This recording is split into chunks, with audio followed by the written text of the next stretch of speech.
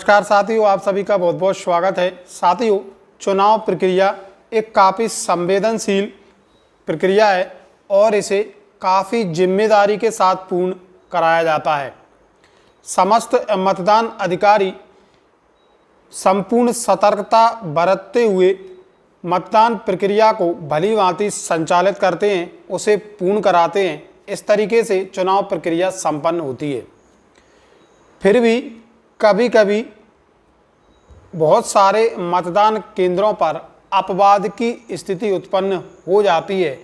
ऐसी स्थिति में पीठासीन अधिकारी के दायित्व बहुत हद तक बढ़ जाते हैं। तो आज की इस वीडियो में हम इसी टॉपिक पर बात करने वाले हैं कि मतदान केंद्र पर किन किन परिस्थितियों में अपवाद की स्थिति निर्मित हो सकती है और आप किस तरीके से उसे अपने नियंत्रण में रख सकते हैं या किस तरीके की कार्रवाई आप उस पर कर सकते हैं। तो चलिए साथियों, वीडियो में जानते हैं अपवाद की स्थिति में क्या कुछ कार्य पीठासीन अधिकारी को करने होते हैं। साथियों, आइए जानते हैं अपवाद स्थिति पर पीठासीन अधिकारी की कार्रवाई। यहाँ पर आप देख रहे हैं अव्याक्षेपित मत। एक स्थिति इस तरीके की निर्मित हो सकती है। अव्याक्षेपित मत से आशय है चैलेंज वोट।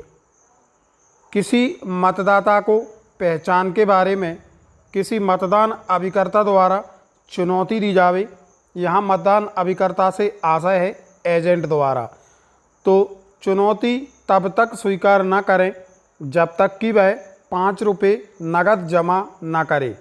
इसकी रसीद पीठासीन अधिकारी द्वारा दी जाएगी एवं पीठासीन अधिकारी उस मतदाता की पहचान निर्वाचक नामावली में दर्ज प्रविष्टियों के आधार पर करेंगे।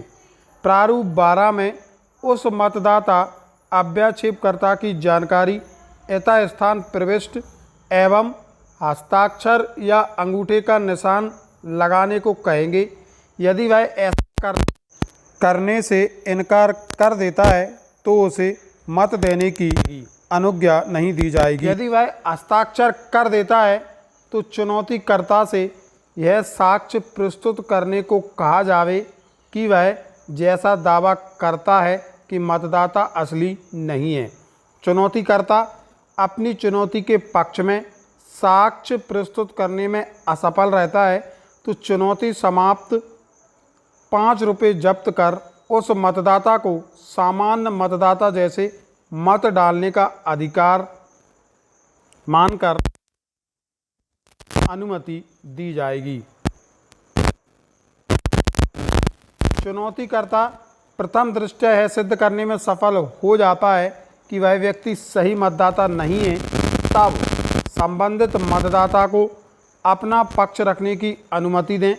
यदि वह मतदाता चुनौती खंडन करने में सफल हो तो सामान्य मतदाता की तरह मतांकन करने दें और यदि वह ऐसा करने में असफल रहता है तो यह मान लें कि चुनौती सिद्ध हो गई है।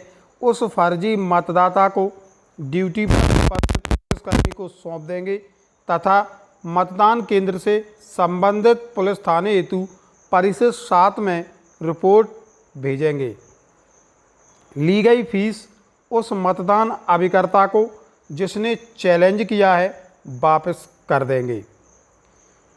यहाँ पर आपको ध्यान रखना होगा, जो अव्याक्षेपित मत हैं उनका ब्यौरा आपको प्रारूप 12 में रखना है।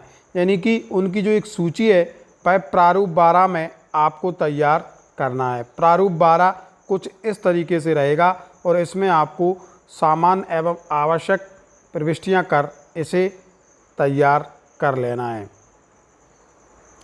दूसरी जो स्थिति निर्मित हो सकती है वह है निविदा मतपत्र यानी कि टेंडर वोट।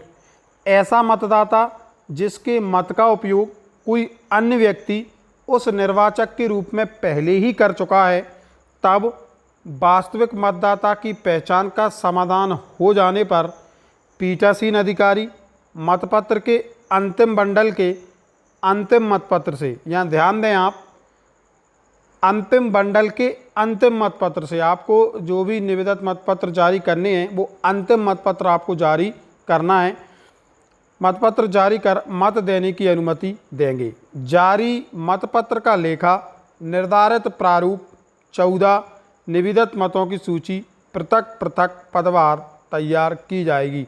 पृथक पृथक पदवार से आशय है सरपंच के जो निविदित मत होंगे वो अलग होंगे, पंच के अलग होंगे, जिला पंचायत सदस्य के अलग होंगे और जनपद पंचायत सदस्य की अलग सूची तैयार की जाएगी।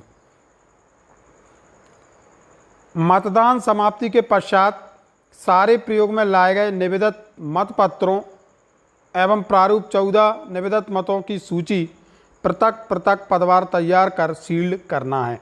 यहाँ आप ध्यान दें, निविदित मतों की जो सूची आप तैयार करेंगे उसे प्रारूप 14 में आपको रखना है। पंच हेतु प्रारूप 14 समस्त वार्डों के लिए एक तैयार किया जाना। कॉलम क्रमांक 4 में मतदाता का अनुक्रमांक लिखकर ब्रैकेट में वार्ड क्रमांक का उल्लेख करना है। यहाँ पर आप देख भी रहे होंगे निविदित मतपत्रों की सूची प्रारूप 14। इस तरीके से इस प्रारूप में आपको निविदित मतपत्रों की सूची तैयार कर लेना है।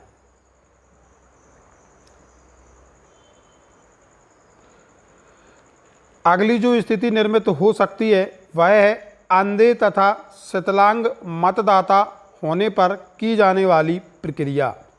मतदाता के अंधे या विकलांगता का समाधान होने पर उनकी इच्छा अनुसार मत रिकॉर्ड करने के लिए 18 वर्ष से अधिक आयु के साथी को मतदान कक्ष में अपने साथ ले जाने के लिए अनुमति प्रदान करना है। संयोगी साथी से प्रारूप 13 का में निर्धारित घोषणा पत्र भरवाया जाना है। प्रारूप खा में अंधे एवं विकलांग मतदाताओं की सूची तैयार करना है। एक ही व्यक्ति को एक दिन में एक से अधिक निर्वाचक के साथी के रूप में कार्य करने के लिए अनुज्ञात नहीं किया जाएगा। यानी कि कोई व्यक्ति मान लीजिए किसी अंधे मतदाता के साथ यदि एक बार मतदान करवा देता है तो उसे फिर किसी भी ऐसे मतदाता के साथ मतदान केंद्र में अंदर जाने की अनुमति प्रदान नहीं की जाएगी। जो प्रारूप का है वो कुछ इस तरीके से रहेगा, जिसमें आप अंधे विकलांग मतदाता के साथी के द्वारा घोषणा पत्र भरवाएंगे। प्रारूप 13 खा, इसमें आप अंधे तथा विकलांग मतदाताओं की सूची तैयार करेंगे। इस तरीके से आप इसमें आवश्यक जानकारियां भरकर इसे तैयार कर लेंगे।